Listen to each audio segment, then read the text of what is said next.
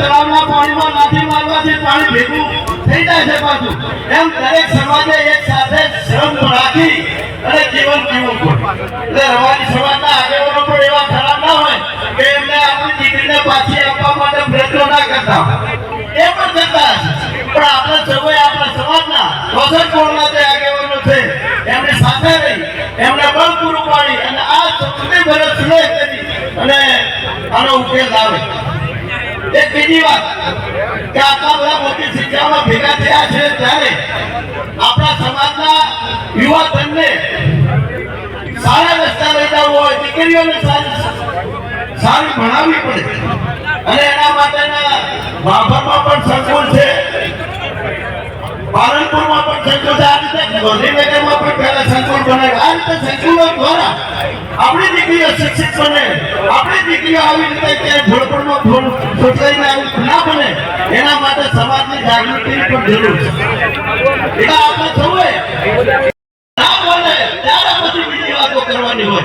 એટલે આપણે દરેક સમાજને સાથે રાખીએ, દરેક સમાજના આગેવાનો જરૂર પડે ત્યાં ભેગા થાય. આના માટે એક વિચાર એકાદ મીટિંગ બોલાવી મને થોડું એમ થયું કે ઝડપી મીટિંગ બોલાવી પહેલા દરેક સમાજના પોત આગેવાનો બોલાવી અને આ પ્રશ્ન કઈ રીતે ઉકેલવો એના માટે જો સંગઠિત થયા હોય અને પછી જરૂર પડે તો આપણે મોટી મીટિંગ બોલાવી હોય તો પણ સારું હતું. કારણ કે મને આ દિવસ સુધી 2 વર્ષથી આ પ્રશ્ન બન્યો એની ખબર પણ નથી. એટલે આ રીતે થાય એ થોડું આકાશ ભર્યું છે પણ છતાં સમાજે આજે એકતા બતાવી છે એટલે સમાજને પણ ધન્યવાદ આપું છું અને આ ઉકેલ માટે આ શાસક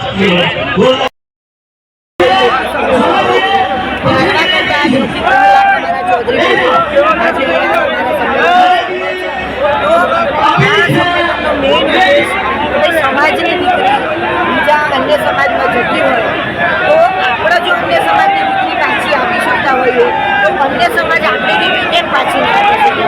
અને સમાજના અમુક રીતિ રિવાજો તો સમાજનું એક બંધારણ હોય છે તો સમાજના બંધારણના લાગી અને આજે અમારો સમાજ ભેગો થયો છે અને અમારા સમાજનું એક સંગઠન એવું અમારે ઊભું કર્યું છે કે ભાઈ અમારા સમાજનું કોઈ કામ હોય તો એ સંગઠન થકી અમારા સમાજનું કામ આસાન થઈ જાય. હું પણ અબીરા સેવા સમિતિમાં જોડાયેલી છું અને અમે પણ સમાજ માટે જ કામ કરતા હોઈએ છીએ.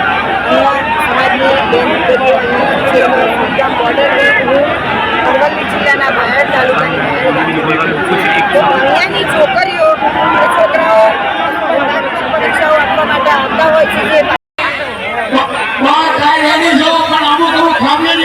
વાત કરું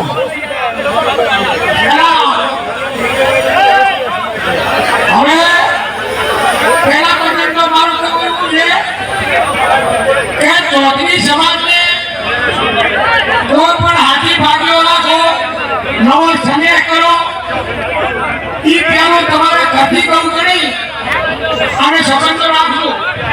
સમય ખરાબ છે, આ સમયને મન નહીં આવો તો તમારી કોઈની હત્યા નહીં એવું મને દેખાય.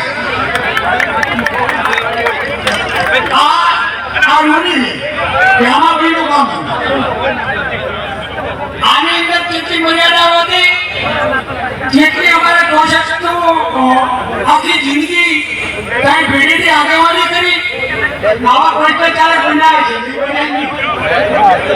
છે તો આપણે પાછી લાયા હતા. આ ભાઈને ફરિયાદી હોય એને કોઈને આપણે વાત કરી નથી કે મારી છોકરી પાછી લાવો કે મારા તકલીફ થઈ એનું આ કારણ છે. એટલે મહેરબાની કરી આને સામા આવી દો ઈ બતાવો. આપણે આજે એક જ એકતા હારું કરી અમને વાતની ખબર પડે, તમે અમને બધાને સહયોગ આપો. એ સહયોગ એટલે અમારા વતી તમે ત્યાં વાત કરો, ન્યાયની વાત કરો, સાચી વાત કરો. અમારા મનમાં તમે બે જે વાત કહી ભાઈએ બોલાયા, આ તમે બધા આયા, અમે થોડા દુઃખી તો છીએ. કેટલા દુઃખી છે તમારું કઈ નહીં કરી જાય એટલા દુઃખી થાવ. અમે હવે ભાજપતા આવ્યા વેલા ફળાફળી ના કરો અને સાઈડમાં બેસી દો. મારો ભાઈ ફળાફળી ના કરો અને તમે ઉભા નહીં તો પાછા થોડા